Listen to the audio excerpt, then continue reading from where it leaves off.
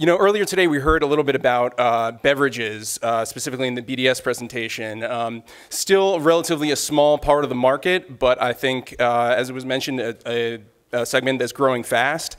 And interestingly, it was noted that not only is this category growing, but it's changing from some of the previous generation of maybe, you know, quote unquote stoner beverages into drinks that sort of capture different use occasions, as was discussed, and really are appealing to a different kind of demographic with a more sophisticated, sort of diverse application and different uses.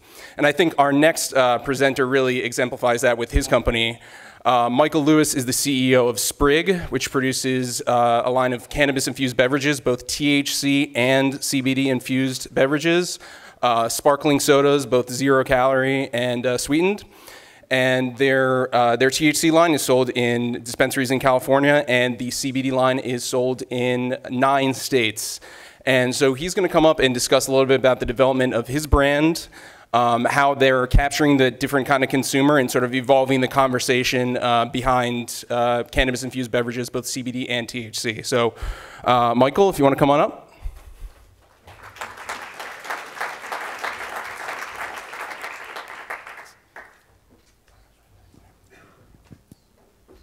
Thanks, Marty. First of all, well, I'm really glad that photo is off the screen, because that was a terrible photo, so I'm sorry that you all had to see that. But moving on, first, I'm Michael Lewis. I'm the co-founder and CEO of Sprig. And at Sprig, we make CBD and THC-infused sodas.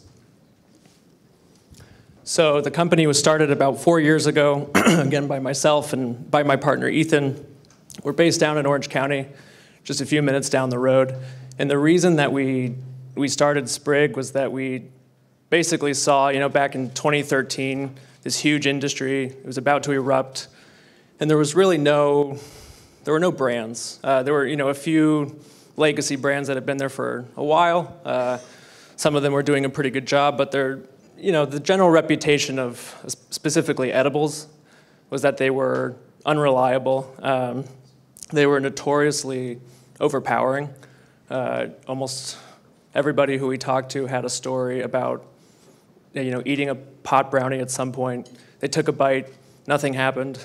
They waited an hour and a half, they took another bite, and then they had like a 6-hour panic attack. And we thought there was, you know, it was kind of due for a rebrand. So that was, you know, the genesis of it. And then within beverage, there were really no beverages out there. Again, a few craft players in California. The liquids weren't that great. The packaging wasn't that great. So we thought there was, you know, definitely a window here. And the most exciting thing about beverage, we thought, was that, you know, it's already the social norm for a recreational intoxicant. They've been drinking for a while, and we think they'll continue to drink. So why wouldn't we put cannabis in it in a liquid form instead of alcohol? So that was, you know, that was the genesis of it. This is the team. It's myself. I have a background in finance. I used to be an investment analyst, which was not nearly as fun as this. My partner, Ethan, he was a corporate attorney for 25 years. He used to represent medical device companies. He represented VCs. Again, he says the same thing. Doing Sprig is a lot more fun than being a partner at a law firm. We also have, you know, pretty diverse team of people working on this. Our VP of marketing, Lisi, who's in the crowd here, she was a brand manager for Fortune 100 brands. Our director of operations was a 25-year mechanical engineer who owned and operated his own brewery for 10 plus years. He knew how to make beverages, which was helpful because neither Ethan nor I had any idea how to do that. Our chief scientific advisor, prior to working with Sprig, was the global head of pharmaceutical R&D for one of the biggest pharmaceutical companies in the world. So we tried to put together people who, outside of Ethan and myself, knew what they were doing, and that's what we did. So I'll walk you through the products real quick here. This is actually our most recent launch. This is Sprig CBD, which was launched in July of this year. It is a line of 4 SKUs of flavored, sparkling beverages. I'll get into the flavors in just a second.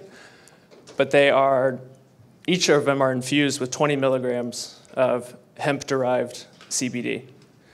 And that hemp-derived CBD phrase is really critical to the strategy, which I'll get into. So I think we've been over this, we've covered this topic to death already, but CBD is different than THC. It is a sister molecule to THC in the cannabis plant.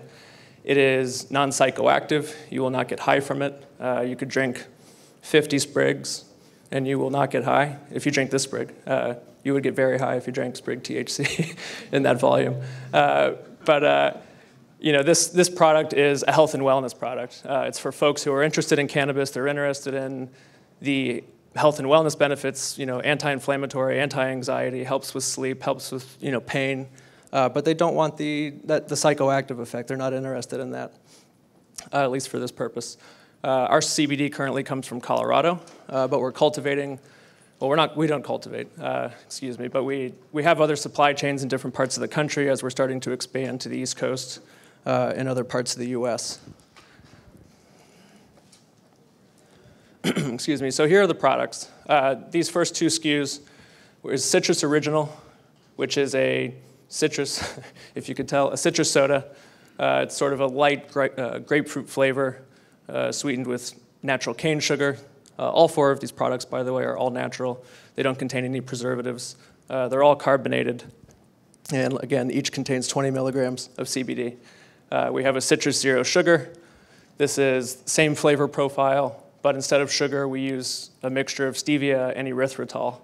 Erythritol, for those who don't know, is a natural sweetener, but it's basically a sugar alcohol, and it helps take the edge off of stevia, which can be kind of a brutal sweetener on its own. We have 2 more. We have a lemon tea. Again, 0 sugar, 20 milligrams of hemp. And then we also have a melon, which is definitely a fan favorite. This is sort of a lighter, more of like a sparkling, a flavored seltzer. Melon flavor, all the same attributes as the other 4. This is our THC line. This is the original line that we launched back in 2015. It's very similar to the CBD line as far as flavor and ingredients, all natural, carbonated, soft drink, except this one, instead of CBD, is infused with 10 milligrams of THC. One more quick review. THC is the psychoactive component in cannabis. It's the most famous one. It's the one people have been going after when they smoke a joint for the last 100 years. It gets you high, period, which is a lot easier to articulate than CBD. But we get our THC by law from California. We are exclusively sold, this product is exclusively sold in California cannabis dispensaries. We don't operate in any other state. We're not able to ship the product out of California. This is made here and sold here in our own manufacturing plant. I realize I can now carry this with me, so I don't have to go back. Similar flavor profiles. Like I said, we have a Citrus Original. I'm not going to spend too much time on it. Grapefruit flavor, all natural, very, very heavily carbonated drink. Citrus Zero Sugar, stevia and erythritol. You guys get the picture. So how we arrived here. First of all, in 2015, that's when we branched out and started this thing. And the first thing we did was contact some chemists because we realized that trying to formulate, trying to get THC or any cannabinoid into a liquid is, there's definitely a trick to it. It's not rocket science, but there's a trick to it. Cannabinoids are inherently hydrophobic. They do not want to be in water. So we had to figure out a way, or work with these chemists to figure out a way, to make an emulsion that was stable, keep that THC in there, keep the CBD in there. You don't have to shake a sprig. It will never settle out. It does not stick to the side of the can. You could pour it into a cup. You won't see any sort of oil slick or anything like that. It is not a true aqueous solution because these are hydrophobic molecules, but it is effectively, a water-stable beverage. So that took, I would say, about 9 months of, tinkering and figuring it out. And at the same time, we worked with a branding firm to come up with the basic brand style. In 2016, we launched our Beta, which was a low-dose citrus soda with actually 15 milligrams of THC. We took it out into the market, and what we learned was the medical marijuana market in California really liked high-dose stuff, not low-dose stuff. People like to get really high and not a little high. So when we went into a dispensary and we said, I have a 15 milligram soda, they said, I have a 1,000 milligram brownie that will get me high for 2 days. Why are you here? And which was a little bewildering, but we went back, we tripled the dose to 45 milligrams, went back out into the market. That product was notoriously strong and sold extremely well.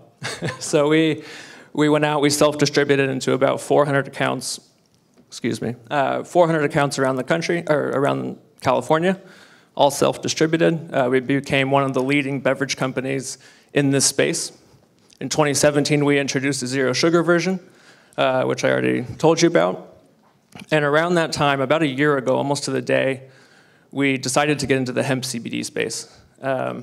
We were enjoying the THC market, but we had gotten so many requests to make a CBD product, and we had started to think about it and understand how much bigger the potential was for a hemp CBD line. Just the distribution opportunities, being able to go outside of California, being able to be in mainstream retailers, the relative lack of legal complexity. It's a lot easier to make and sell and transport everything you can think of. It's just easier to get CBD out the door as opposed to THC. And so we started formulating that. We came up with those 4 SKUs I introduced. And we, we started selling it, hemp CBD, in July of this year. We launched in a gourmet grocery chain down here in Southern California called Bristol Farms. And the product did phenomenally well right out of the gate. I mean, this was a brand that nobody outside of cannabis had ever heard of. It was an ingredient that people have heard of, but no one understands. We went out, we demoed it for 2 weeks, and we started selling 10 cases per store per week in a very upscale grocery store, with a selling price of about $3.99. So we had some early validation for this concept, and we decided to run with it. We really started dedicating our attention to, we started dedicating our attention to CBD and kind of away from THC because we saw the opportunity here. We started getting, distributors reaching out from around the country, and these were big distributors. These were, independent franchises from Pepsi, from Anheuser-Busch, from Coke, from, I'm trying to think of who else, a number of other independents. And we thought this is our opportunity, so we jumped on it. We're now in 10 states around the country. We're in New York, specifically in New York City. We're in South Florida. We're in Illinois, in Chicago. We're in Las Vegas. We're in Vermont. We're in Austin, Texas. We're in the state of Washington. We have, over about 5 months, really expanded the footprint dramatically.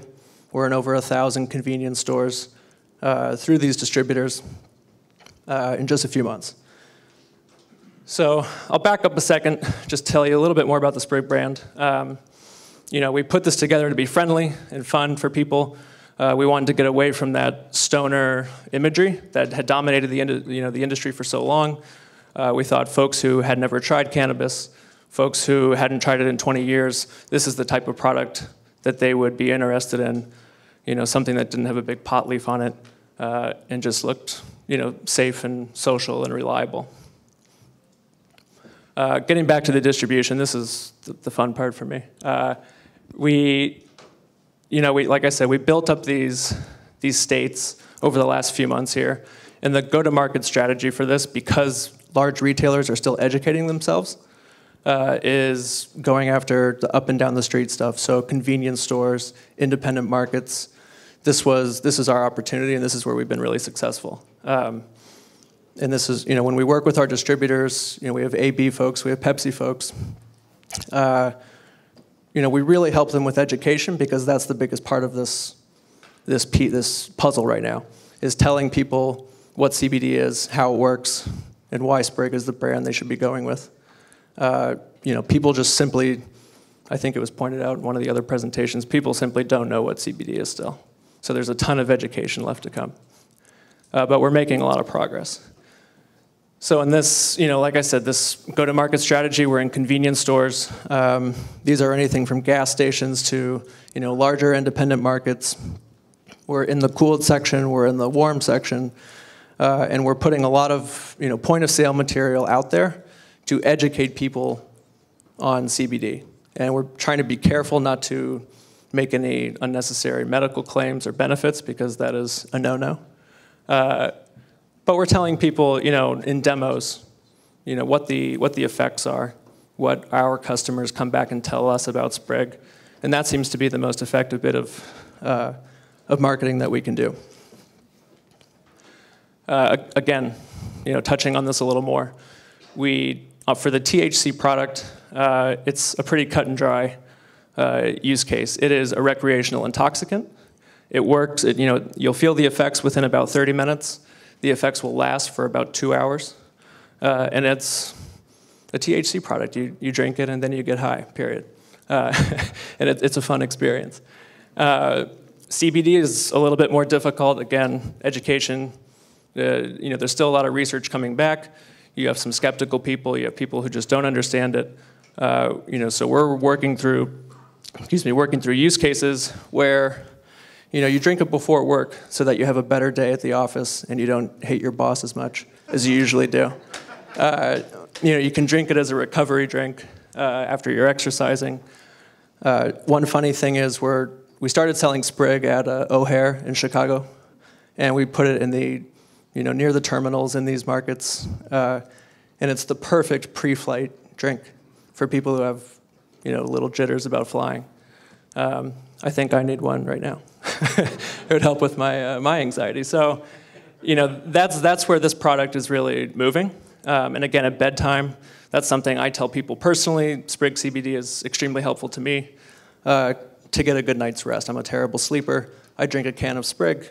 I get through the night, and then I can get up and keep working. So. The one, I wanted to touch on this just because of the crowd here, and I think a lot of people are interested in getting into this space. Right now, there aren't a ton of players out there. We're one of the most widely distributed CBD beverages, and we're a pretty small company. There's simply not that much competition, but there's a ton coming in every day. We talk to our distributors. I was just on the phone with our Anheuser-Busch distributor in Vermont, and he's saying he's getting pitched CBD products every single day, and they're all different ones. So, that's pretty incredible that people are rushing into this at that pace. And you really have to be careful, because there are a lot of snake oil salesmen in this business. It's getting better, but it's true. You have to, someone was saying just a little bit ago, you have to really understand the supply chain. Be able to, sure, you can sell to, LA and make some products, but can you do this nationally? When we're talking to national retailers, they want to know from us, can we do 8,000 cases a week to their 4,000 stores around the country, which is a lot different than us, sending people out in Priuses to deliver THC soda to dispensaries in California. Totally different process. So being able to understand, how difficult that is critical. And just in general, I think it's going to be more sophisticated players, a handful of sophisticated players who are very well capitalized. There's a ton of capital flowing into the industry. These are the guys who are going to rise to the top. And then other than that, I think there's going to be just a lot of permanent capital loss. So I'll end it on that down note of Don't lose your money. And yeah, I think that's about it. Thank you all. I appreciate your patience. Thank you. Well, I think we're, if we just have time for a quick question. You mentioned the pretty specific timeline of consuming the drink. You'll feel it within 30 minutes. It'll last for about 2 hours. How do you guys go about sort of determining that the right dosage for your product, and how do you sort of explain that to retailers in terms of you know, how they can explain it to consumers, what they're going to feel, and how they should expect? Sure. I'll take that back. Thanks. So for the THC product, 10 milligrams. I glossed over a lot of details, but now that we're done, we can do this. 10 milligrams is a great, single serving for folks. It's not going to overpower you for most people. Some folks who are maybe very sensitive to THC or never tried it, they could find it, a little overwhelming at first. But in general, 10 milligrams is just a nice, easy single serving. We tell people what to expect with the timing, like you said, and that it's generally an uplifting, kind of bubbly high that's going to wear off in about 2 hours. With the CBD product, it's a little more difficult. We do 20 milligrams is a good single serving. The product is not intended to be medicinal or pharmaceutical. So if folks are looking for that level of product, we say, this might not be the right thing for you. This is a functional beverage. It's something that you can incorporate into your daily consumption habits. It's like drinking any other kind of functional beverage. You will realize benefits from it, but it's not, it is not a pharmaceutical product. Thank you so much, Michael. Thank you. Before I welcome Jeff back to the stage, I just want to state for the record, Jeff, if you see me drinking a CBD drink in the office, it's not because I hate you.